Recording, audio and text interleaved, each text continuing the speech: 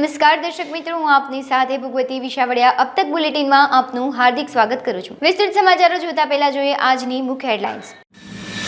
ગુજરાતને સેમિકન્ડક્ટરનું હબ બનાવવા Japan, Korea સહિતના દેશો સાથે વાટાઘાટો શરૂ। રાજ્યમાં બિલ્ડિંગ મટીરીયલ સપ્લાયરો માટે વન સ્ટોપ સોલ્યુશન આપવા એરિસ ઇન્ફ્રા સજ્જ। કચ્છની ધરા ફરી ધ્રુજી, ધોળાવીરામાં 4.1ની તીવ્રતાનો આંચકો।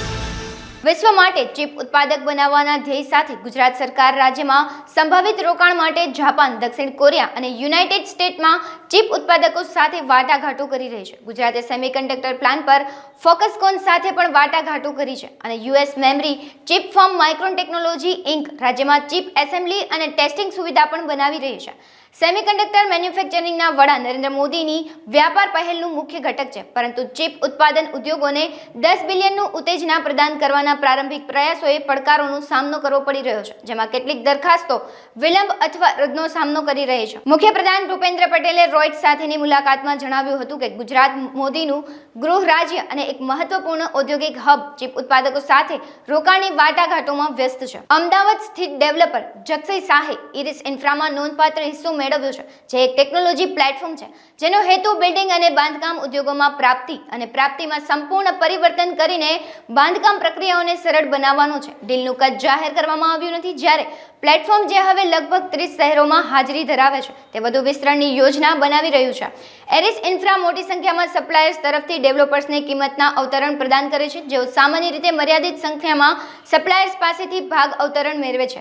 3 વર્ષના ગાળામાં તેણે 2000થી વધુ પ્રોજેક્ટ્સ પર કામ કર્યું છે। એક બાજુ કડકડતી ઠંડી, જ્યારે બીજી બાજુ ભૂકંપના આંચકાનું પ્રમાણ યથાવત છે, ત્યારે આજે વહેલી સવારે કચ્છના ધોળાવીરામાં 4.1ની તીવ્રતાનો ભૂકંપમાં લોકોમાં ભય માહોલ ફેલાયો હતો। સિસ્મોલોજી ડિપાર્ટમેન્ટના જણાવ્યા મુજબ ગઈકાલે સાંજે 6:44 કલાકે અમરેલીથી 32 કિલોમીટર દૂર 1.1ની તીવ્રતાના ભૂકંપના આંચકાનું કેન્દ્રબિંદુ સાઉથ ઈસ્ટ ખાતે નોંધાયું હતું, જ્યારે આજે વહેલી સવારે 9:38 કલાકે કચ્છના ધોળાવીરાથી 59 કિલોમીટર દૂર 4.1ની તીવ્રતાના ભૂકંપના આંચકાનું કેન્દ્રબિંદુ નોર્થ ઈસ્ટ ખાતે નોંધાયું છે। ગુજરાતના રાજ્યપાલ અને જૂનાગઢ કૃષિ વિશ્વવિદ્યાલયના કુલ અધિપતિ આચાર્ય દેવવ્રતજીના અધ્યક્ષ સ્થાને જૂનાગઢ કૃષિ યુનિવર્સિટીનો 19મો પદવીદાન સમારંભ યોજાયો હતો, જેમાં વિવિધ શાખાઓના કુલ 628 વિદ્યાર્થીઓને પદવી એનાયત કરવામાં આવી હતી તથા રાજ્યપાલના હસ્તે 64 વિદ્યાર્થીઓને ગોલ્ડ મેડલ, પ્લેટિનિયમ મેડલ અને સિલ્વર મેડલ અને એક રોકડ પુરસ્કાર એનાયત કરવામાં આવ્યા હતા। આ અવસરે રાજ્યના કૃષિ અને પશુપાલન મંત્રી રાઘવજી પટેલ અતિથि વિશેષમાં ઉપસ્થિત રહ્યા હતા।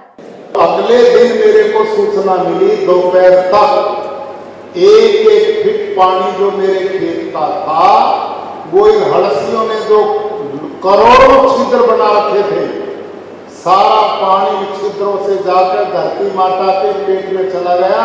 ये है नेचुरल वाटर हार्वेस्टिंग सिस्टम। तो भाइयों बहनों, ये जो सूक्ष्म जीवाणु इनमें से सूक्ष्म जीवाणु जो 78% नाइट्रोजन हवा में है ना, वो उसको खींचते हैं और उसका भोजन बनाकर पकाकर पौधे की जड़ को देते हैं। મોરબીના પાનેલી ગામ અને જાંબુડિયા ગામ નજીક 500 હેક્ટરમાં જીઆઈડીસીનું નિર્માણ કરવાની શરૂઆત થઈ ચૂકી છે, ત્યારે આ જીઆઈડીસીથી ઉદ્યોગોને તો વેગ મળશે જ, પરંતુ આજુબાજુના પાનેલી અને જાંબુડિયા સહિતના અન્ય ગામોને નુકસાન થવાની ભીતિ સેવાઈ રહી છે। તેમજ પાનેલી ગ્રામ પંચાયત અને જાંબુડિયા ગ્રામ પંચાયતની કોઈ પણ મંજૂરી કે ગ્રામસભાના ઠરાવ વગર જમીન લેવામાં આવી છે। કલેક્ટરે જમીન સોંપવાનો આગોતરો હુકમ કર્યો છે, તેની શરતો પણ ભંગ કરીને પૂરતી મંજૂરીઓ વગર કામ ચાલુ કરી દેવામાં આવ્યું છે। તેમજ જીઆઈડીસીની માપણી સીટમાં ગેરકાયદેસર રીતે 2 રસ્તાઓ અને રજવાડાઓએ આપેલ ગૌચરની જમીન અને તળાવના વહેણ પણ બદલી નાખવામાં આવ્યા છે, જેથી પાનેલી અને જાંબુડિયા ગામના લોકો દ્વારા આ કામ અટકાવીને અન્ય જગ્યાએ જીઆઈડીસી બનાવવામાં આવે તેવી માંગ કરવામાં આવી છે। સરકાર શ્રી દ્વારા જાંબુડિયા ગામના સર્વે નંબર 146માંથી આશરે 425 હેક્ટર જેટલી, પાનેલી ગામના સર્વે નંબર 140માંથી 180 હેક્ટર જેટલી જમીન, ટોટલ કુલ બંને ગામની સરકારી જમીનમાંથી 425થી પણ વધુ હેક્ટરમાં સરકાર દ્વારા સ્થાપિત નવી જીઆઈડીસી જે અત્યારે કામ ચાલુ છે, તેની સામે સમસ્ત જાંબુડિયા ગામ તેમજ સમસ્ત પાનેલી ગામને વાંધા વિરોધ એટલા માટે છે કે જે આ જીઆઈડીસી બને છે તે બિલકુલ ગામની નજીક બની રહી છે। ગામના જૂના રાજાશાહી વખતના જે નકશામાં બતાવેલા જે માર્ગ છે, રસ્તા છે, ખાનગી સર્વે નંબરે એ નવી જીઆઈડીસીને જમીન માપણી શીટમાં બતાવેલ નથી.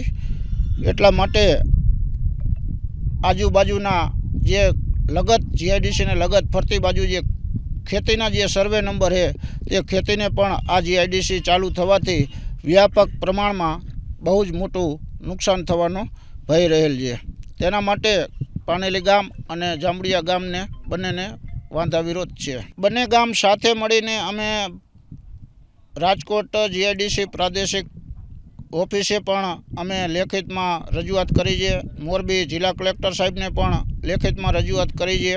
ગઈકાલે મહેસૂલ વિભાગમાં મુખ્યમંત્રીશ્રીને અમે લેખિત રજૂઆત કરી અને આ જીઆઈડીસીના જે ગામ લોકોના જે વાંધા વિરોધ છે તે અમર ગામના લોકોને સાંભળે, ગામના લોકમતને જાણે, ત્યાર પછી આ કામ આગળ વધારે.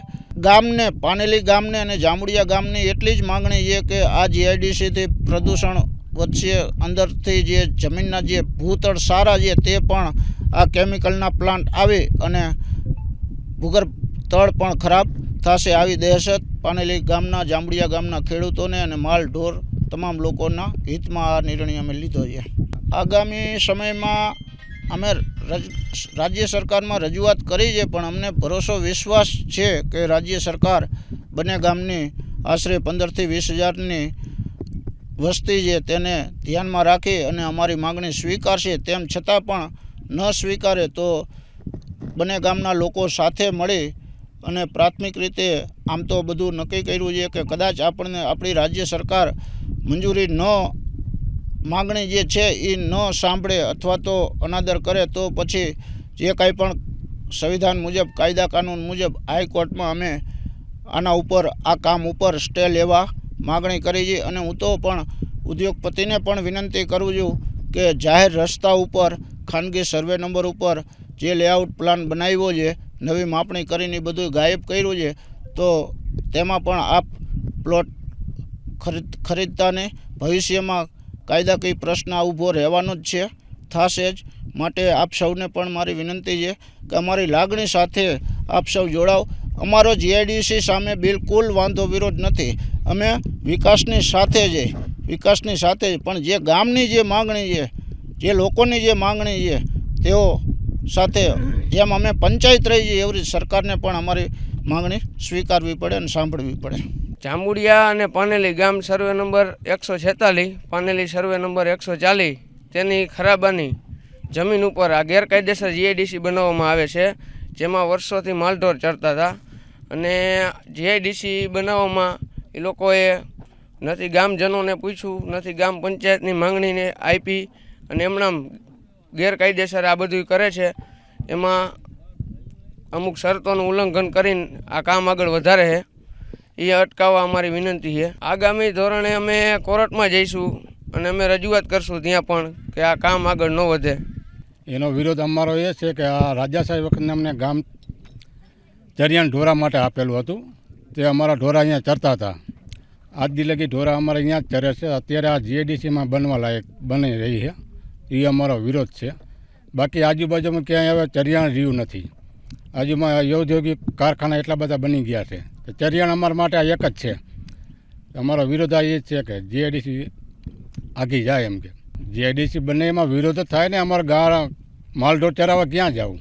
ક્યાંય ગૌચર તો છે નહીં અમારી પાસે. હવે જમીન ખોદાણ માટે રજૂઆત ઘણી કરેલી છે, પણ એમાં કાંઈ પગલાં કાંઈ લેવાના નથી. અમારા ગામની અંદર ઢોર 900 થી 1000 ઢોરા છે, ગાયો ભેંસો થઈને. આ મંજૂરી કાંઈ સરપંચે એમ કીધું, અમારા ગામની કાંઈ મંજૂરી પણ લીધેલ નથી.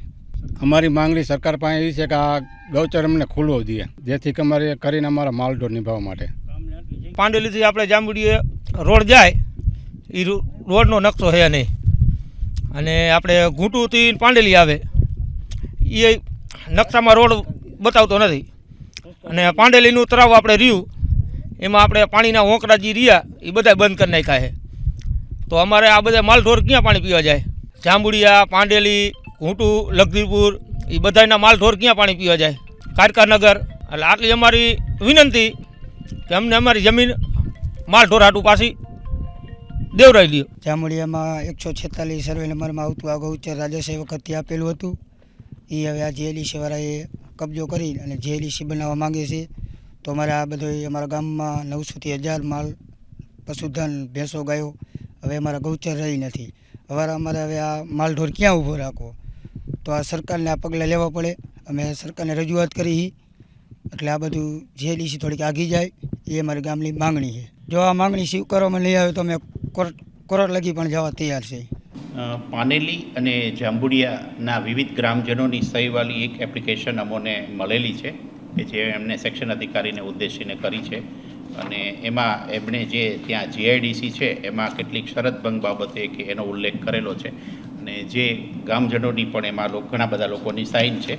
એની એપ્લિકેશન માટે અમે લોકો પ્રાંત અધિકારીશ્રી અને ડીએલઆરસી મારફતે તપાસ કરાવીશું અને તપાસમાં જે રજૂઆત આવશે તે પ્રમાણેની કાર્યવાહી નિયમ અનુસાર કરવામાં આવશે. વિશ્વવિખ્યાત સોમનાથ પ્રથમ જ્યોતિર્લિંગ યાત્રાધામને વિકસાવી વેરાવળ શહેરના મુખ્ય રેલવે સ્ટેશનને ભારત અમૃત યોજના હેઠળ 10 કરોડના ખર્ચે નવીનીકરણનું કાર્યનો પ્રારંભ કરવામાં આવ્યો છે. ત્યારે વૈકલ્પિક સુવિધા ન હોવાથી આ અંગે રેલવેને રજૂઆત કરવામાં આવી છે. કેન્દ્ર સરકાર અને ગુજરાત રાજ્ય રેલવે વિભાગના ભાવનગર ડિવિઝનમાં આવતા વેરાવળના મુખ્ય રેલવે સ્ટેશન રજવાડા વખતનું છે, જેને હાલ આધુનિક સુવિધાથી સજ્જ કરવા ભારત અમૃતમ યોજના હેઠળ 10 કરોડના ખર્ચે રેલવે સ્ટેશનની કાયાપલટ કરવાનું કાર્ય શરૂ તેમજ યાત્રીઓને સ્ટેશનમાં આવવા જવા અને વાહનના પાર્કિંગની સમસ્યાઓને લઈને અનેક ફરિયાદો વેરાવળ સ્થાનિક સૌરાષ્ટ્ર પેસેન્જર એસોસિએશનના જોઈન્ટ સેક્રેટરી મુકેશ ચોલેરાને મળતા સ્થાનિક વેપારી આગેવાન અને સાથે વેરાવળ રેલવે સ્ટેશન મુખ્ય અધિકારી મહાપાત્રા તેમજ રેલવે પોલીસ સહિતના અધિકારીઓને રૂબરૂ મળી ખોટી સુવિધાઓ વિશે ચર્ચા કરાઈ હતી અને આ અંગે ઉચ્ચ કક્ષાએ રજૂઆત કરવામાં આવશે. સૌરાષ્ટ્ર પેસેન્જર એસોસિએશનના જોઈન્ટ સેક્રેટરી અમૃત ભારત યોજના દેશના વડાપ્રધાન વેરાવળ રેલવે સ્ટેશનને સામેલ કરે અને આ નવાબી કાળના રેલવે સ્ટેશનની અંદર નવું આધુનિકરણ માટે વેરાવળ રેલવે સ્ટેશન માટે 10 કરોડ ફાળવેલા અને એની ઝડપી કામગીરી ચાલુ હોવાથી અને અન્ય કામગીરીમાં સિનિયર સિટીઝન વિકલાંગો સ્ટેશનની અંદર રિઝર્વેશન બારી ટિકિટ બારી મિડલની સાઈડ લઈ અને લોકોને લાંબી ટ્રેન હોવાથી સિનિયર સિટીઝનને પબ્લિકને અસુવિધા ન પડે એટલા માટે ટિકિટ બારીને ગેટ બંને સાઈડ આપેલા છે ને વચ્ચોવચ્ચ રાખેલા છે એટલે લાંબી ટ્રેન હોવાથી લોકોને તકલીફ ન પડે ને આ અમૃત ભારત યોજનાના વેરાવળ રેલવે સ્ટેશન અત્યાધુનિક બનાવવા માટેનો પૂરજોશમાં કામગીરી ચાલી રહી છે. તો આ કામગીરીને ગીર સોમનાથ જિલ્લાની તમામ લોકોએ પ્રજાએ સહયોગી થવું જોઈએ. જોડાના વખતનું જૂનામાં જૂનું રેલવે સ્ટેશન છે અને આ રેલવે સ્ટેશન અત્યારે નવું ટેકનોલોજીમાં નવું આધુનિક રેલવે સ્ટેશન બની રહ્યું છે. તો આ રેલવે સ્ટેશનની અંદર વેરાવળની ગીર સોમનાથ જિલ્લાની પ્રજાએ કામગીરી ચાલતી હોય એમાં સહભાગી થવું જોઈએ.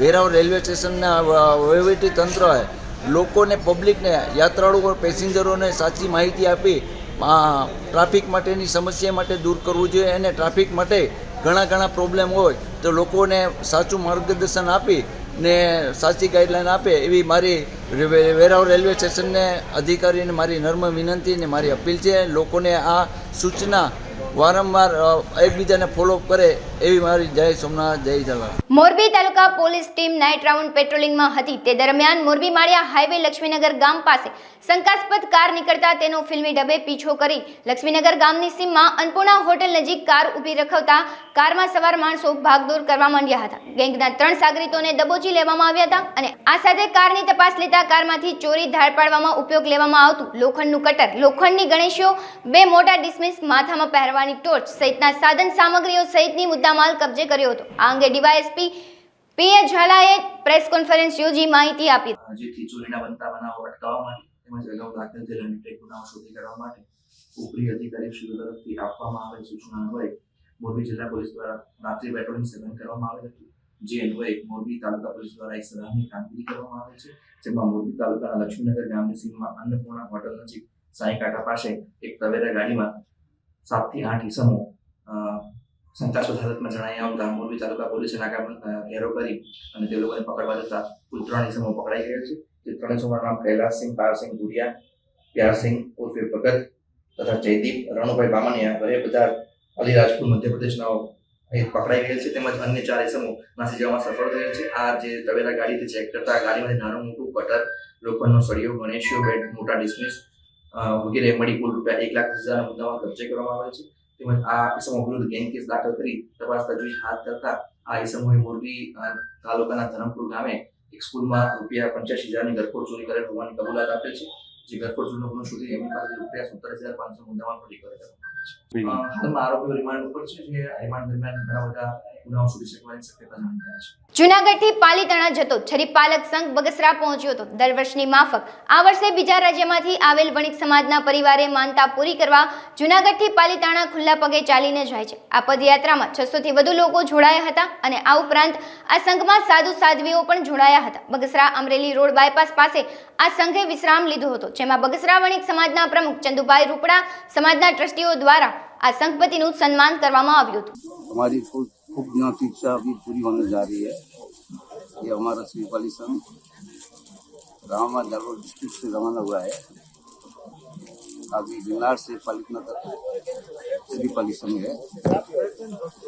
दूसरा में अमरसर सूर्य के शिष्य रविशेखर सूर्य महाराज साहब, रविशेखर सूर्य महाराज साहब, मुसाजी जी भगवतान भी है. यात्री गण करीबन 700 के आसपास है. संघ की माला 12 तारीख को पालितना रामा कल्याण आसन गिरनार से पालितना तक है और श्री पालित संघ, और ये 29 तारीख को रवाना हुआ था गिरनार से, और पालितना जो है वो 12 तारीख को वहाँ संघ माला होंगी 12 तक है. और इसमें लगभग 700 आराधक है, 700-750 आराधक है, और दूसरे यात्री भी है. सब मिला के लगभग 1,000-1,100 जन है. और 5 साधु भी है, और हिमाचल सूर्य जी के शिष्य रविशेखर सूर्य और ललित शेखर सूर्य जी, और आदि 3 और साध्वी जी भगवान. વાંકાનેર નગરપાલિકા દ્વારા સતત ત્રીજા પ્રયાસ દ્વારા દબાણ હટાવ કામગીરી કરવામાં આવતા માર્ગો પર ટોળા ઉમટ્યા હતા, જેમાં city station road, national highway સહિતના માર્ગો પરથી દબાણો દૂર કરવામાં આવ્યા હતા. 2 જીસીબી, 2 ટ્રેક્ટર અને ચુસ્ત પોલીસ બંદોબસ્ત વચ્ચે દબાણ દૂર કરવામાં આવ્યા હતા. સતત ત્રીજી વાર દબાણ હટાવ કામગીરી કરવામાં આવતા દબાણ કરનાર વેપારીઓમાં ફફડાટ ફેલાયો હતો. મોરબી જિલ્લાના વાંકાનેર શહેરમાં વાંકાનેર નગરપાલિકા દ્વારા આજે સતત ત્રીજી વખત શહેરમાં દબાણ હટાવ કામગીરી કરવામાં આવી હતી. વહેલી સવારથી 2 જેસીબી અને 2 ટ્રેક્ટર સાથે નગરપાલિકાના કર્મચારીઓનો કાફલો શહેરના મુખ્ય માર્ગો પર ઉતરી પડ્યો હતો અને અગાઉ જેઓને સૂચના આપવામાં આવી હતી તેઓએ દબાણ નહોતા હટાવ્યા. તેઓના દબાણ આજે દૂર કરવામાં આવ્યા હતા. ખાસ કરીને શહેરના city station road, national highway સહિતના વિસ્તારોમાં રેકડી કેબિન ધારકોને દબાણો દૂર કરવામાં આવ્યા હતા. ખાસ કરીને ટ્રાફિકને નડતરરૂપ જેટલા દબાણો છે તે દૂર કરવામાં આવી રહ્યા છે. વાંકાનેર નગરપાલિકા દ્વારા સતત ત્રીજી વખત દબાણ હટાવ કામગીરી કરવામાં આવતા મુખ્ય માર્ગો પર લોકોના ટોળા ઉમટ્યા હતા અને ખાસ કરીને બંધ દબાણો હતા તેઓ આજે દૂર કરવામાં આવ્યા હતા અને જેઓના ધંધા ચાલુ હતા અને તેમ છતાં જે નડતરરૂપ હતા તેને નગરપાલિકાના કર્મચારીઓ દ્વારા રહેમ રાહે થોડો સમય આપવામાં આવ્યો હતો અને આજે સાંજ સુધીમાં પોતાની મેળે દબાણો દૂર હટાવી દેવાની સૂચના આપવામાં આવી હતી અને સતત ત્રીજી વખત નગરપાલિકા દ્વારા. સુરતના સચિન વિસ્તારમાં કાપડના કારખાનામાં કામ કરી પરિવારનું ગુજરાન ચલાવતા એક જ રૂમમાં રહેતા એક મિત્રએ બીજા મિત્રની ઘાતકી હત્યા કરી નાખી હતી. જોકે હત્યા પાછળનું કારણ જાણીને પોલીસ પણ ચોંકી ઉઠી હતી. રસોઈ બનાવતી વખતે કાંદો કાપવાને લઈ થયેલા ઝઘડામાં હત્યા થઈ હોવાને લઈને પોલીસે એક ઇસમની ધરપકડ કરી તેના વિરુદ્ધ કાયદેસરની કાર્યવાહી કરી છે. સચિન હોજીવાલા ઇન્ડસ્ટ્રીયલ એસ્ટેટમાં રોડ નંબર 23 ઉપર આવેલ ગુરુકૃપા એન્ટરપ્રાઇઝ નામની કાપડની ફેક્ટરી છે. ત્યાં ઉપરના માળ પર આ કામે મરણ જનાર જીવુત અને આરોપી રાજુ ચૌહાણ બંને રહેતા હતા અને ગઈ તારીખ 31 અને 1 તારીખની રાત્રિના બંને વચ્ચે જમવાનો બનાવ અને એ બાબતે કાંદા કાપવા માટે બંને વચ્ચે ઝઘડો થયેલો અને ઝઘડામાં આ કામના આરોપીએ જીવુતને કોઈ પણ હથિયારથી મારતા અને ધક્કો મારતા એ મરણ પામેલ છે. આ બાબતે હત્યાનો ગુનો દાખલ કરવામાં આવેલો. ગુનો કર્યા પછી આરોપી રાજુ ચૌહાણ એ ગુનાવાળી જગ્યાએથી જતા રહે છે અને બસ સ્ટેન્ડે આવી અને ત્યાંથી નવાપુર સુધી બસમાં જાય છે અને ત્યાંથી નવાપુરથી ભૂસાવળ પેસેન્જર ટ્રેનમાં બેસી અને જાય છે. મીનવાઇલ પોલીસને ખબર પડી કે હ્યુમન રિસોર્સિસ તેમજ ટેકનિકલ સોર્સથી કે આરોપી જે છે ભૂસાવળથી આગળ કોઈ જાય છે અને એ બાબતે પોલીસે ખાતરી કરી તો એવી હકીકત માલુમ પડી કે ભાઈ એ કોઈ ટ્રેનમાં જઈ રહેલો છે. એમનું લાઈવ લોકેશન પણ મેળવવામાં આવેલું, જેથી સુરતની આરપીએફ પોલીસ અને ભૂસાવળ જલગાંવની ક્રાઇમ બ્રાન્ચની આરપીએફ પોલીસની મદદથી પોલીસને તાત્કાલિક અત્રેથી રવાના કરી ત્યાંની આરપીએફ પોલીસની મદદથી એમને ટ્રેનમાંથી ઝડપી લેવામાં આવેલ છે. આ બાબતે તપાસ ચાલુ છે. માંગરોળ તાલુકા મકતુપુર ગામે વિકસિત ભારત સંકલ્પ યાત્રાનો રથ આવતા ગામના સરપંચ રામજીભાઈ અખિયા અને ગ્રામજનો દ્વારા કુમકુમ તિલક કરી સાંસદ રાજેશ ચુડાસમા અને ધારાસભ્ય ભગવાનજીભાઈ કરગઠિયાનું ઉષ્માભેર સ્વાગત કરવામાં આવ્યું હતું. મકતુપુર વિકસિત ભારત રથ કાર્યક્રમમાં પ્રથમ મહાનુભાવો દ્વારા દીપ પ્રાગટ્ય કરી કાર્યક્રમની શરૂઆત કરવામાં આવતી. સૌએ સાથે મળીને 2047 સુધીમાં દેશને વિકસિત ભારત બનાવવાનો સંકલ્પ લીધા હતા. ભારત સરકાર દ્વારા વિકસિત ભારત સંકલ્પ યાત્રા દ્વારા જરૂરિયાતમંદ લાભાર્થીઓને ઉજ્જવલા યોજનાની ગેસ કીટ, આરોગ્યના મહાકાર્ડ, રાશન કીટ તથા બાલભોગ સહિતની કીટોનું વિતરણ કરવામાં આવ્યું હતું. આ તકે જૂનાગઢ સાંસદ, માંગરોળ ધારાસભ્ય, તાલુકા વિકાસ અધિકારી, તાલુકા પંચાયત પ્રમુખ, સરપંચો અને ગામના આગેવાનો, કર્મચારીઓ, ગ્રામજનો ઉપસ્થિત રહ્યા હતા. આજરોજ માંગરોળ તાલુકાના મકતુપુર મુકામે વિકસિત ભારત સંકલ્પ યાત્રા ભારત સરકાર તેમજ રાજ્ય સરકારના આ કાર્યક્રમ અંતર્ગત આજે જ્યારે અહીંયા આઈસી વાન આવી છે ત્યારે આ કાર્યક્રમમાં આ વિસ્તારના માન્ય સાંસદ શ્રી રાજેશભાઈ, ધારાસભ્ય શ્રી ભગવાનજીભાઈ, અમારા તાલુકા પંચાયતના પ્રમુખ શ્રી ભાવેશભાઈ, ઉપપ્રમુખ શ્રી અમારે મોરીભાઈ અને પરબતભાઈ તેમજ ઉપપ્રમુખ શ્રી બાલુભાઈ અને તમામ આગેવાનો અહીંયા ઉપસ્થિત રહ્યા. આ કાર્યક્રમમાં અહીંયા સરકારશ્રીની જે 17 યોજનાઓ છે એ તમામ યોજનાઓની માહિતી ગામ લોકો સુધી પહોંચાડી અને તમામ ગામ લોકોને આ માહિતીનો લાભ કઈ રીતે લેવો, આ યોજનાઓનો લાભ કઈ રીતે લેવો, આ યોજનાઓ કેને મળે જાણકારી ગામ લોકોએ લીધેલી છે. અહીંયા સ્ટોલ પણ રાખેલા છે આઈસીડીએસના બહેનો દ્વારા, મેડિકલ કેમ્પ દ્વારા અને અહીંયા તમામ બાળકો દ્વારા પણ આ તમામ યોજનાઓ અને તમામ જે શાખાઓ છે એ શાખાઓ પાસેથી પણ એની જાણકારી મેળવી. ખાસ કરીને આપણે જ્યારે આ રથ અહીંયા આવ્યો છે ત્યારે અમુક એવી યોજનાઓ પણ છે કે જે ગામ લોકોને ખરેખર લાભ મળવા પાત્ર હતો પણ ખ્યાલ નહોતો. આના અભાવને કારણે આ રથથી ફાયદો એ થયો છે કે ગામ લોકો સુધી આ લાભ મળ્યો છે. આ ગામની અંદર આજે આ રથના કારણે ઘણો બધો પોઝિટિવ હકારાત્મક અભિગમ ઊભો થયો છે. એ બદલ હું સમસ્ત ગ્રામ પંચાયત અને આપ ખાસ કરીને મીડિયાના મિત્રોથી જે ગામ લોકોને આ યોજનાઓ પહોંચે છે એ બદલ હું વહીવટીતંત્ર અને આપ મીડિયાના મિત્રોનો ખૂબ ખૂબ આભાર માનું છું. ધન્યવાદ. આરોગ્ય વિભાગ દ્વારા ગીર સોમનાથ જિલ્લાને રક્તપિત્તના રોગથી મુક્ત કરવા માટે જિલ્લાના 1 લાખ જેટલા ઘરમાં સર્વે કામગીરી કરવામાં આવી રહી છે, જેમાં ગ્રામ્ય અને શહેરી વિસ્તારમાં અંદાજિત 4 લાખની વસ્તીને આવરી લેવામાં આવશે. રક્તપિત્ત સર્વે માટે જિલ્લામાં 310 ટીમો બનાવવામાં આવી છે. આ સર્વે અંગેની કામગીરી 19મી જાન્યુઆરી સુધી ચાલશે. રાજ્યના આરોગ્ય વિભાગ દ્વારા રક્તપિત્તની નાબૂદી કરવા માટે રાજ્યમાં સર્વે કામગીરી હાથ ધરવામાં આવી છે. જો કે રક્તચેપ લાગ્યો હોય તો દર્દીઓને અમુક કિસ્સાઓમાં 6 માસથી 5 વર્ષ સુધીનો અને ક્યારેક 30 થી 40 વર્ષ સુધીના આ રોગના લક્ષણો દેખાતા નથી. જિલ્લામાં દર વર્ષે 20 થી 25 જેટલા રક્તપિત્તના કેસ નોંધાય છે, જેમાં 5 થી 6 કેસ અન્ય રાજ્યના રહેવાસીઓના નોંધાયેલા હોય છે. ગીર સોમનાથ જિલ્લાના વેરાવળ, ઉના અને કોડીનાર તાલુકામાં 19 જાન્યુઆરી સુધી સર્વે કરવામાં આવશે. નમસ્કાર, હું ડૉક્ટર શીતલરામ, ડિસ્ટ્રિક્ટ ટીબી ઓફિસર અને ડિસ્ટ્રિક્ટ લેપ્રેસી ઓફિસર. આપણા જિલ્લામાં 1 જાન્યુઆરીથી 19 જાન્યુઆરી સુધી રક્તપિત્ત નિર્મૂલન માટે કેમ્પેઇન શરૂ થવાનો છે, જેમાં આપણા જિલ્લાની 4 લાખની વસ્તી આવરી લેવામાં આવશે. ટોટલ 1 લાખ ઘરોની મુલાકાત અમારા 700 જેટલા આરોગ્ય કર્મચારી દ્વારા લેવામાં આવશે અને રક્તપિત્તનો સર્વે કરવામાં આવશે. તો રક્તપિત્ત છે શું? રક્તપિત્ત એક ચામડીનો રોગ છે. આજથી 50-60 વર્ષ પહેલાં ગાંધીજીએ, મધર ટેરેસાએ દરેકે ઘરે ઘરે જ્યારે રક્તપિત્ત હતા ત્યારે રક્તપિત્તના દર્દીઓની સેવા કરેલી છે. આ ચામડીનો રોગ ફક્ત ચામડીમાં નથી રહેતો, પરંતુ ચેતાઓમાં જાય છે અને 5-6 વર્ષ પછી શારીરિક ખોડખાપણની પણ શરૂઆત થઈ જાય છે. આપણો જિલ્લો લો એન્ડેમિક છે. અત્યારે આપણા જિલ્લામાં માત્ર 18 દર્દીઓ રક્તપિત્તના છે. એટલે આ વસ્તીના સર્વે દ્વારા આપણે ખબર પડશે કે હજુ પણ દર્દી છે કે રક્તપિત્ત આપણા જિલ્લામાં નાબૂદી ઉપર છે. ગવર્મેન્ટ ઓફ ઇન્ડિયાની ગાઈડલાઈન મુજબ 2027માં આપણે રક્તપિત્ત નાબૂદ કરવાનો રહેશે અને આના માટે આપણે અમુક પ્રાઇવેટ સ્કિન સ્પેશિયાલિસ્ટને પણ કન્સલ્ટ કરીએ છીએ કે જે શંકાસ્પદ દર્દી અમારા આરોગ્ય કર્મચારીને મળશે તેને પ્રાઇવેટ ડૉક્ટર્સને પણ અમે કન્સલ્ટ કરાવીશું અને રક્તપિત્ત નાબૂદ કરાવીશું.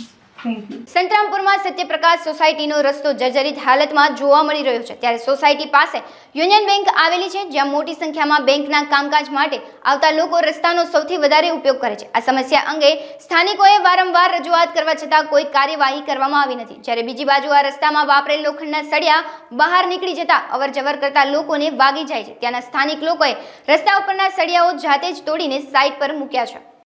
સંતરામપુર નગરની અંદર આ સત્યપ્રકાશ સોસાયટી છે. સત્યપ્રકાશ સોસાયટીની અંદર જે યુનિયન બેંકવાળો જે રસ્તો છે, ખાલી 60 મીટરનો રોડ છે, છેલ્લા 4 વર્ષથી બિસ્માર હાલતમાં છે. એ રોડના સળિયા પણ નીકળી ગયા છે અને સળિયા લોકોને વાગે છે. આજે એક નાની બાળકીને એ સળિયો વાગ્યો છે ગાડી, અને આખો સળિયો એની અહીં એને મોં પર વાગ્યો હતો અને એની ગંભીર હાલત થઈ છે. એને હોસ્પિટલ પર લઈ ગયા છે છોકરીને.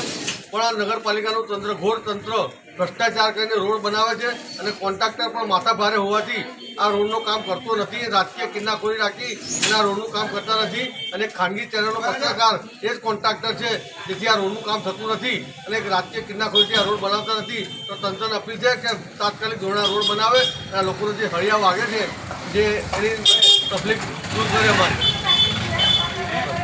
મોરબીમાં દુકાનદાર ગોપાલભાઈ ભોજાભાઈ મકવાણાએ સામાન લેવા આવતી યુવતી સાથે દુષ્કર્મ આચર્યાની ઘટના સામે આવી હતી, જેમાં મોરબી સિટી એ ડિવિઝન પોલીસે IPC 376(1) મુજબ ગુનો નોંધી કાર્યવાહી હાથ ધરી છે. આ દુષ્કર્મ કેસના આરોપી સહિત 3 વિરુદ્ધ અન્ય એક ફરિયાદ નોંધવામાં આવી હતી. દુષ્કર્મનો ભોગ બનનારની માતા, બહેન અને ભાઈને આરોપીએ માર માર્યાની ફરિયાદ પણ નોંધવામાં આવી છે. મોરબી સિટી ડિવિઝન એ પોલીસે 2 અલગ-અલગ ફરિયાદ નોંધી કાર્યવાહી હાથ ધરી છે. હાલ સમાચારોમાં બસ આટલું જ. વધુ સમાચારો જોવા માટે તમે જોતા રહો અબ તક. નમસ્કાર.